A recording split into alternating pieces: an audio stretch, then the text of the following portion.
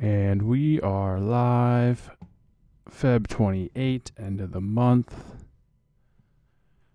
What the hell was that?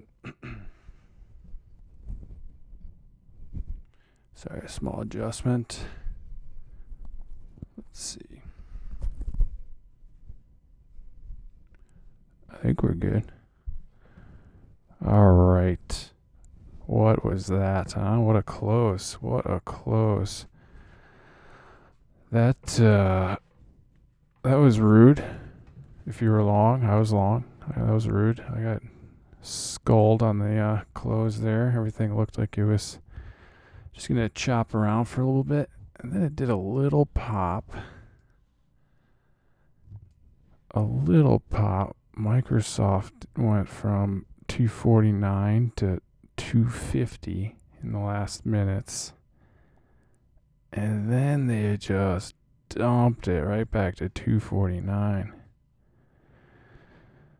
Apple, similar, $2 dump for a $1.50 dump at the end of the day. Nvidia, ever since 115 today, just slow and steady selling. $6.50, just straight, steady slaughter of the bulls. Some of this action is definitely end of the month rebalancing. Pensions, funds, ETFs, they all rebalance their books a little bit at the end of the month. February seemed to be a bigger one than usual, which is why we got that at the end. If you noticed, things were kind of all over the map today. Crude was up $1, but energy names were down a bit. SaaS names were up early, then down. Growth names were up a bunch today. Big caps were kind of even.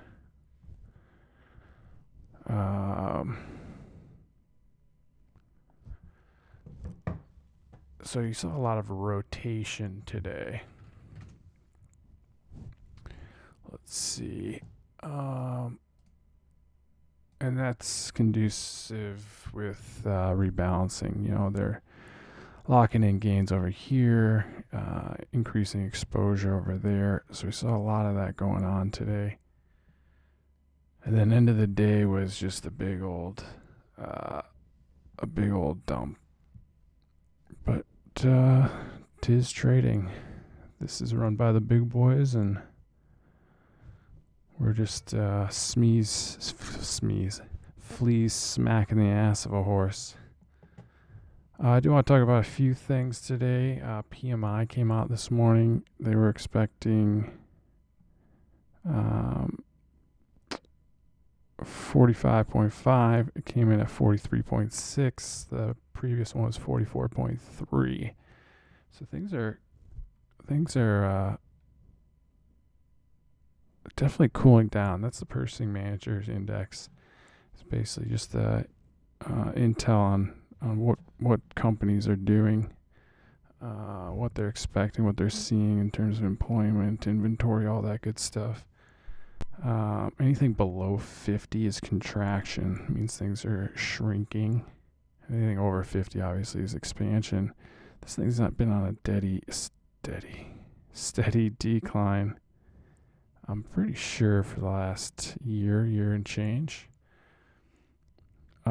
Ultimately, I think a lot of this chop is coming from the fact that these numbers are also mixed. I mean, bad news should be good news in this environment if, market wants less rate hikes and wants a more accommodating Fed. But when numbers like this come out, but the Fed is still, chirping about inflation's not where they want it to be. There's rumors going around that there's going to be a 50 basis point hike next meeting. So you get these numbers where economy is clearly in contraction, but you still have a tightening Fed. So bad news is worse news. So we did dump a little bit on that, but I do think because of the whole rebalancing going on today, market fended it off per usual until the end, really. Consumer confidence came out. That one was lower. which is interesting because we did see spending go up in the last number last week. But confidence is going down. So confidence down, PMI down. Bad news should be good news, but it's just not really. Another thing, we talked about this yesterday, about recycled headlines, and the S&P was pushing highs, and it looked like it was about to break out over, let me see, get the number here for you in a second. It looked like it wanted to get above 4,000 again. Just kind of chopping around there, and then a headline came out that said Putin suspends First Start again, which that was a treaty between the U.S. and NATO and a bunch of Euro companies. Basically said we're going to stop building new nukes, and we get to basically inspect each other's facilities to see if you're abiding by the rules. That headline came out, immediately shoved the S&P down 10 points.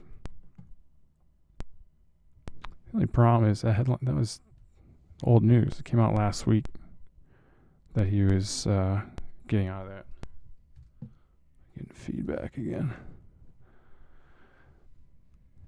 So yet again, recycled headline. Does a little mini shock to the market. Then after that, kind of rallied back, but it was just too much. And we just kind of drifted lower. And then exacerbated by the rebalance, exiting the big boys. The rest is history. Aftermarket's not looking too good either. First Solar did beat. They raised. They're up a bit, but that has no real bearing. The S&P is just struggleville right now. It can barely uptick. I'm still stuck in the long. I got about 29 minutes to get out of it. Probably going to get out at the lows because that's how it goes. I also want to talk about FinTwit a little bit. Remember Atlas Trading? I think I talked about him in the first week on the pod, or on this stream.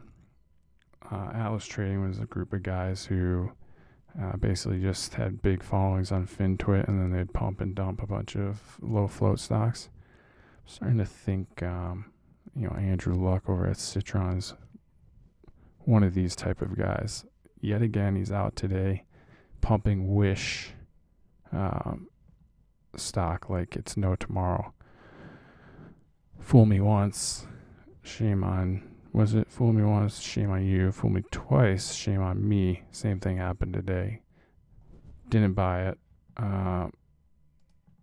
It looked like it had like a small 2-cent pop and then immediately right back down. I don't understand why doing this is legal, but the SEC is behind the curve on a lot of stuff, and I guess pump and dumps on FinTwit isn't a priority for them. I just think it's total BS, and just like the recycled headlines, it's just it's obvious what you're doing. Just maybe just stop doing it and be a real trader. I was thinking this morning, who came out? Who was it? Chanos came out and he said he was short. I was just thinking to myself, you're this high profile guy. Why are you coming out in public and saying you're short? Why would you ever tip your hat? When I was at the board trade in the trading pits, if someone knew your position and they were much bigger than you, they would literally try to take you out of your position by pushing the market away you weren't positioned for. So I think about these big boys who come out and do it. Icon never really came out and did it. One of his, someone who follows him closely kind of leaked it. So they call it the Icon puts, but he didn't come out and say, hey, I'm buying these puts. The market usually punishes people like that. So I never get it. I never get why people come out and publicly do that. Even when Bill Gates was short Tesla stock, we didn't find that out until Elon leaked it, because Elon was looking for an investment. And he's like, no. Or I think Gates reached out to him to invest in whatever. I forget what venture, but he's like, well, Elon goes, well, are you still short Tesla stock? And he's short like 100,000 shares or something like that. I think it cleaned up. But again, just why are you telling people? Don't tell people your position. Just go about your day. If you are telling people about your position, it's usually not a good sign. It means you're trying to push your book, which is kind of just embarrassing. So that's that. Let's see. Tomorrow we do have a big number. ISM comes out tomorrow morning. That should be a good indicator on just how shitty or decent our economy is. It does seem like everybody's pretty bearish. We did close under the 50, which means S&P has a shot to go test the 200-day, which is another 30 lower than here, about 2940-ish. That number will change a touch, but it's about the area. A lot of these daily charts are shaping up to look disgusting. Apple looks pretty gross. Meta actually looks pretty strong. Google, pretty brutal. Microsoft is, I don't know if I've ever seen this. 1, 2, 3, 4, 5, 6, 7 straight days of red. Today it eked out a green day, but I mean, it's still closed below yesterday's low. Go look at that daily chart. Just the amount of selling in there is pretty outrageous. NVIDIA is actually shaping up to put in a nice day today, but then got slowly mutilated. And by the end of the day, actually now that daily chart looks like it's rough. I wouldn't want to buy that right now. But who knows what tomorrow brings. Here goes S&P down, down, down. So that's that. Tomorrow's also Tesla Investor Day. I did mention it yesterday. This stock does like to run up into it and then sell off when it starts. It looks like that. Usually when that becomes a trend or something similar becomes a trend, you know, buy the rumor, sell the news type things, a lot of times the market will kind of start front running that. It was down a little bit today. Didn't really have a shot all day, so I think the market's getting ahead of that Investor Day a little bit. Our beloved Kathy Wood thinks there's going to be some, you know, huge breakthrough on robo-taxis, because that's the only stock she's ever bought that made her money, and in true form, that's all she talks about now, because all of our other stocks are brutal. They're all getting smoked. And it was also funny about her yesterday, came out and said the PE on NVIDIA was too high. It's too expensive up here. Go look at what she owns. Go look at everything that she owns and then tell me that NVIDIA is the most expensive one in her book. I don't get it. People like that should be on TV. That's the thing. But they are, because they pay to be. Anybody on CNBC that's on, there's a reason they don't have new people on all the time. Rarely they will. They'll just recycle the same 10, 15 people. It's because those people pay to be on. It's pay to play. That's why CNBC is pretty garbage to watch. All right. I got smoked today on that trade, but the day was really good, so I did give some back, but ultimately A-okay. Let's see. Oh, I wanted to talk about Luminaire came out. They're down after hours. I think they released. Did they release already? Luminaire. Revenue of 11 mil. look into that later. But they're down. This might be a good opportunity. They made some insurance deal with the Swiss today. Didn't really dive in. Didn't have time to dive into that, but that just sounds weird to me. Anyways, everything option wise was elevated because they were releasing earnings today, and this thing's just had a huge run from 575 all the way up to 950 was the high. Now it's back down about 875. This could provide a good opportunity tomorrow. I do think this thing's going to move. Go look at the option chain today. It's pretty incredible.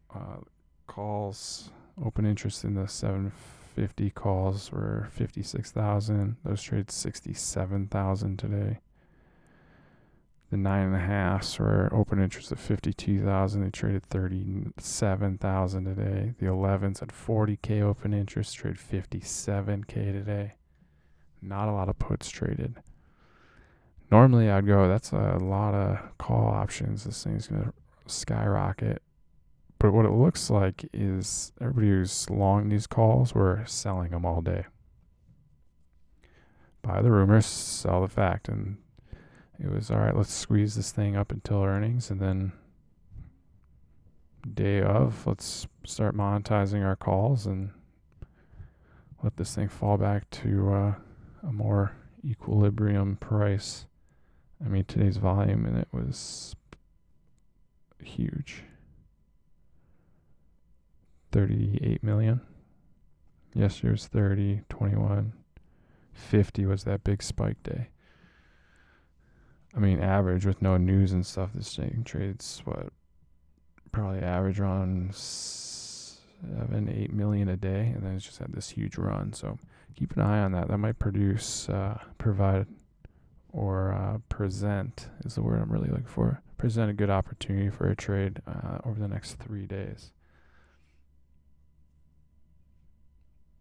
I think that'll do for today, I think. Be careful. You never know when they're going to recycle a headline. You never know when they're going to pull the rug in the last literally 30 seconds. Protect yourself. Either always have a hedge or get ready with your finger. I'm not a big stop limit guy because I watch actively. So if I'm not watching, maybe I'll throw one in. But if I'm watching, then I'll just point and click. Just pay attention. This is real money on the line, so pay attention. I guess I haven't touched on Bitcoin in a while. Sounds like Binance was doing the same shit FTX was. Remember when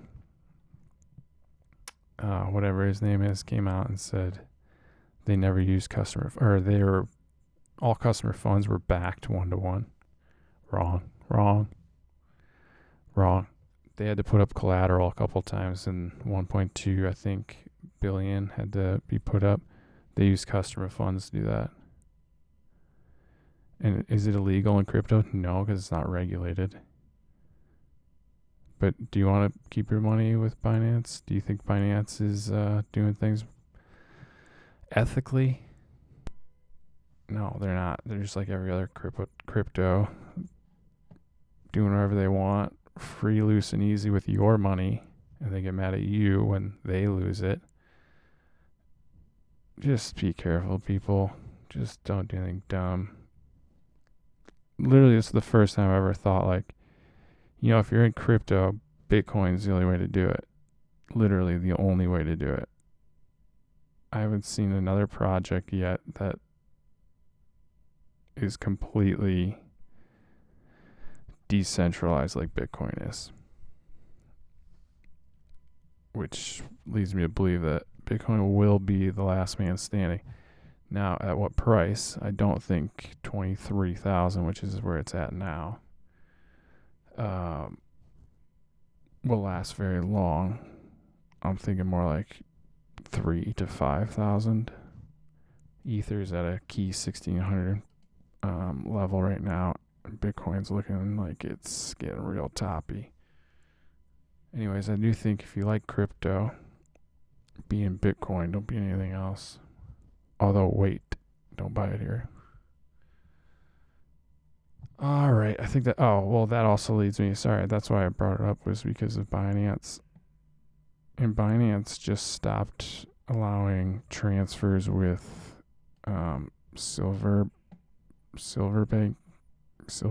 Bank. What are they called? I always forget. Silvergate Capital. That's the bank we've been talking about that should be at 0, and it's still somehow hovering around 14. Today it's a little bit of a short squeeze because I think the short interest is up at like 40%. So it's harder for it to go down when everybody thinks it's going down, but then it'll have these days where it'll pop. It's actually back to even now, but at one point it was almost a full dollar higher. That and Symphony Bank, or Signature Bank, are two of the biggest frauds in the entire industry, and the fact that they're still have their doors open is just disgusting, in my opinion. Absolutely disgusting. All right, that'll do it for me. I'll leave you alone. Thanks for watching. I'll see you guys tomorrow. ISM in the morning. Should be a market mover. And it's a new month, March. What do they call it? The Ides of March are here. So we should be getting some serious movement over the next couple of days to finish out the week. But we'll see. Don't go too heavy overnight, because big moves happen overnight and then you're trapped the rest of the day. You can't do anything. All right, that'll do it. Thanks for watching. Subscribe. I'll see you guys tomorrow at 3:15 again. Sorry I was a little late. Yeah, usually 3:15 to 3:30 is when I try to pop on. Try to be done before 4. But that's it. All right, thanks guys. See you next time. Love you. Bye.